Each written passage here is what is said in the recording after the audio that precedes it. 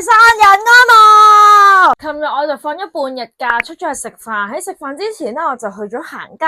一個咧就係呢一間嘅 Vintage Store 啦，第二間就係美姿啦。呢兩袋就係我嘅戰利品。咁今日就想一齊睇下我買咗啲咩嘅。首先我哋睇咗呢一間先啦。咁其實呢個店主咧係我10幾年前做 model 嗰陣識嘅一個 designer 嚟嘅。咁佢就開咗呢一間，但係好可惜咧，因為佢喺旺角嘅門市咧嚟緊就搬啦。咁佢而家咧就做咗一啲清貨大減價優惠，total 買咗5件。第一件咧就會係呢件外套啦，有 shoulder pad 嘅一啲腰果花，同埋佢個色通都係Earth tone 嘅。第二件咧就係一件薄身嘅外套仔，呢個 print 咧我覺得都好靚，係灰灰藍藍咁樣。第三件咧就會係一件白色嘅 T-shirt，咁我覺得佢最特別咧就係前面佢有啲 ruffle 嘅位啦。第四件咧就會一條長裙，我覺得好啱而家夏天着啦。第五件咧都係一條長裙啦，但係咧就會係一條綠色。之後咧就到呢一袋啦。第一件咧好激動，就係咧喺外國都興過一排噶啦嘅一個工